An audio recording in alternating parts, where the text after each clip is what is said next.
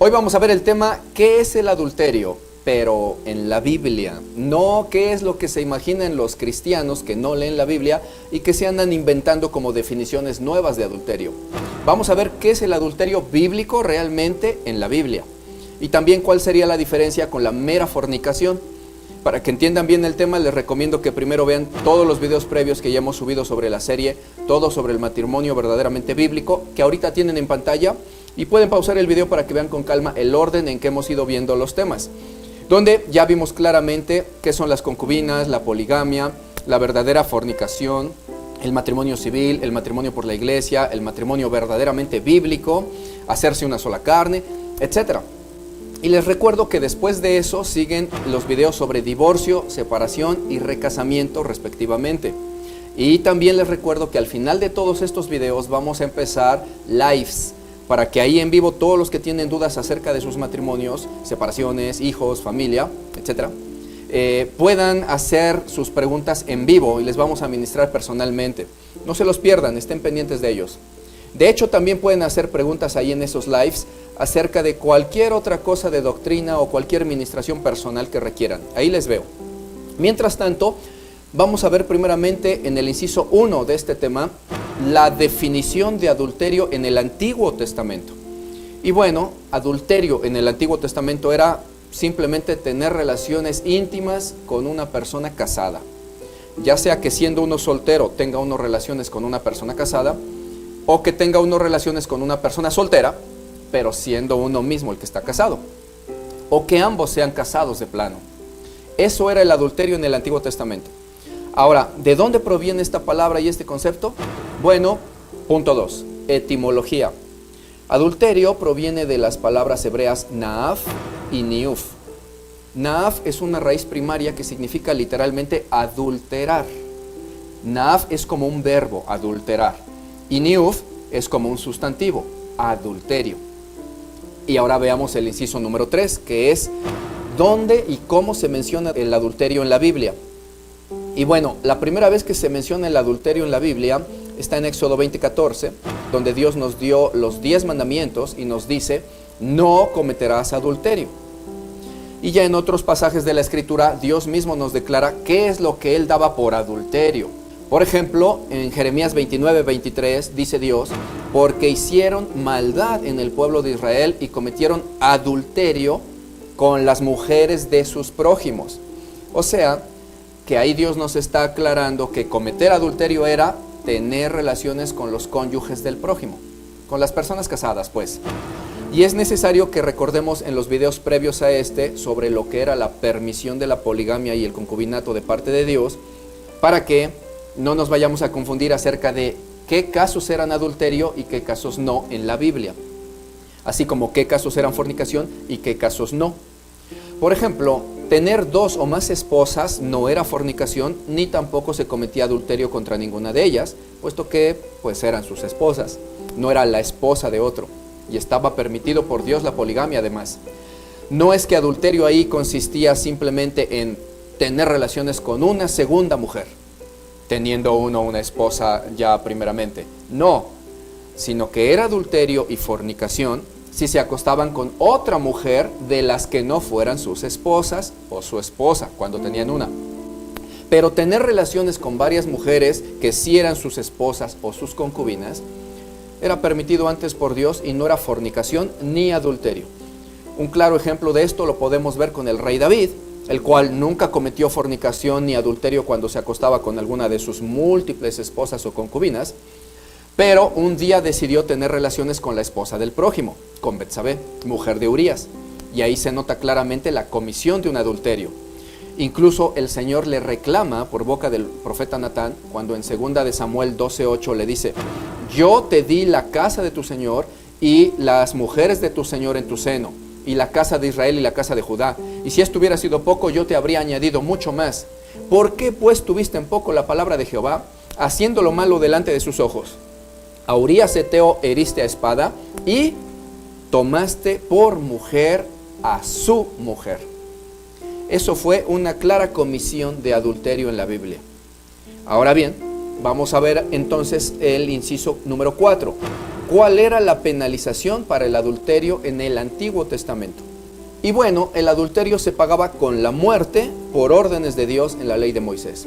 Dice así en Levítico 20:10: si un hombre cometiere adulterio con la mujer de su prójimo, el adúltero y la adúltera indefectiblemente serán muertos. En Deuteronomio 22:22 también dice: si fuere sorprendido alguno acostado con una mujer casada con marido, ya explicamos en el video 1 y 2 de la serie a quienes Dios les llamaba casados o maridos. Era a los que tomaban mujer y se iban después a vivir con ella dejando padre y madre. Dice entonces: si fuere sorprendido alguno acostado con una mujer casada con marido, ambos morirán. El hombre que se acostó con la mujer y la mujer también. Y así quitarás el mal de Israel. Notemos, mis hermanos, que en estos pasajes dice: si fuere sorprendido acostado con una mujer casada con marido. Y esto es porque en las leyes de Dios, en el Antiguo Testamento, tenía que haber flagrancia para que fuera considerado uno un adúltero. Y si no fueran sorprendidos en el acto mismo de adulterio, entonces no se podía nada más acusar porque sí de adulterio por el mero dicho de la boca. Para eso había otros métodos para determinar la culpabilidad. Por ejemplo, en Números 5:13 dice: y si alguno cohabitare con ella y su marido no lo hubiese visto por haberse ella amancillado ocultamente, ni hubiere testigo contra ella, ni ella hubiere sido sorprendida en el acto, entonces nos sigue narrando desde ahí hasta el verso 31, cómo el marido tenía que llevar a la mujer con el sacerdote, y se hacía todo un ritual para determinar la culpa de la mujer, ya que no hubo testigos, pero lo hacían por medio de las aguas amargas de la maldición. En esos casos ya no se daba la muerte como castigo al no haber testigos, sino que solo aplicaba en esos casos la esterilidad y la enfermedad que les enviaba Dios mismo como castigo. Y bueno, hay que recordar que todo esto era antes, en el Antiguo Testamento, pero para nuestros tiempos ya no es así. Ahora los que vivimos bajo la ley de Cristo y no bajo la ley de Moisés, ya no tenemos permitido hacer justicia con nuestra propia mano, sino que ahora de todo pecado que cometamos, a quien vamos a dar cuentas es a Dios mismo directamente, y Él va a ser quien nos juzgue. Vamos a abundar sobre las consecuencias del adulterio en las personas cristianas en el video que sigue, que va a tratar sobre todo sobre el divorcio y recasamiento. Ya no somos apedreados ahora, pero sí hay consecuencias. Y bueno, todo eso era para el Antiguo Testamento. Pero, ¿qué hay de ahora en nuestros tiempos? Bueno, vamos a ver ahora en el punto número 5, la definición de adulterio, pero ahora en el Nuevo Testamento. Y es que el Señor Jesús amplía aún más sobre la definición ya existente de adulterio, amplía más la definición para ahora los que vivimos bajo la ley de Cristo y no bajo la ley de Moisés. Y nos dice en Mateo 19:9, yo os digo ahora que cualquiera que se divorcie de su mujer, excepto en caso de fornicación, y se casa con otra, adultera. Y el que se casa con la divorciada, adultera. Aquí hay que notar dos cosas. Primero, que se nos muestra cómo adulterio y fornicación son dos cosas diferentes. Y segundo, que se nos da una ampliación a la definición antigua de adulterio. Vamos a tratar estos dos puntos. Primero, la diferencia entre adulterio y la simple fornicación. Para esto hay que notar que muchos versos en la Escritura nos mencionan a adulterio como algo diferente a la fornicación. Tal es el caso del pasaje que acabamos de ver justamente sobre Mateo, que decía, yo os digo que cualquiera que se divorcie de su mujer, excepto por fornicación, y se casa con otra, adultera. Son dos palabras diferentes las que se mencionan ahí. Excepto por fornicación, entonces adultera. En el griego dice, excepto por porneia, fornicación, entonces moigeo, adulterio. Y también en 1 Corintios 6:9 podemos ver que dice la Escritura, ¿no sabéis que los injustos no heredarán el reino de Dios? No erréis, ni los fornicarios, en griego dice pornos, ni los idólatras, ni los adúlteros, en griegos dice moijos, etcétera, etcétera, heredarán el reino de Dios. Son dos palabras y dos pecados diferentes, adulterio y fornicación.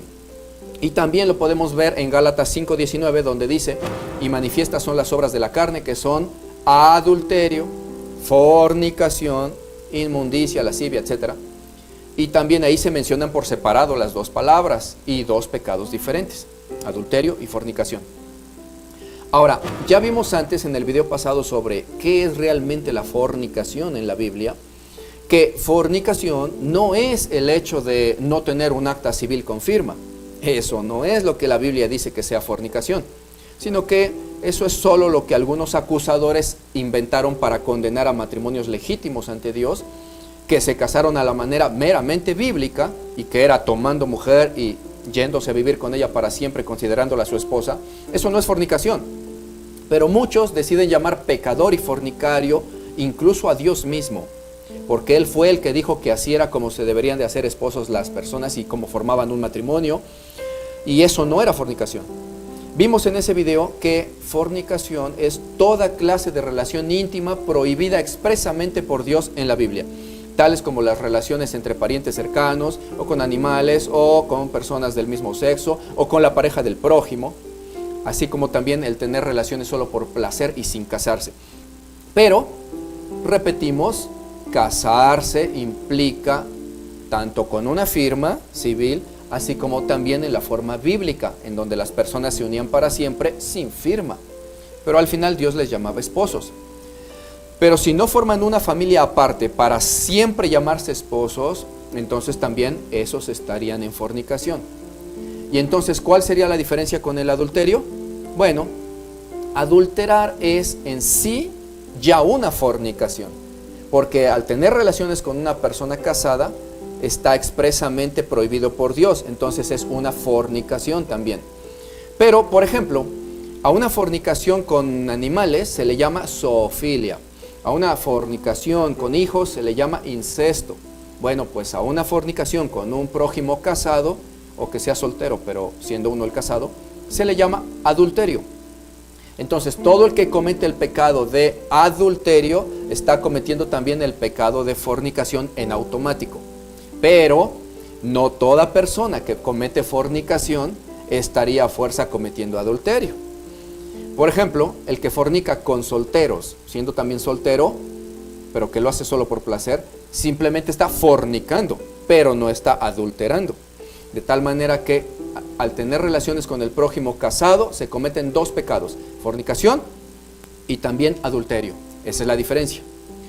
Y ahora vamos a ver el inciso número 7, que es la definición ampliada de adulterio, pero ahora en el Nuevo Testamento.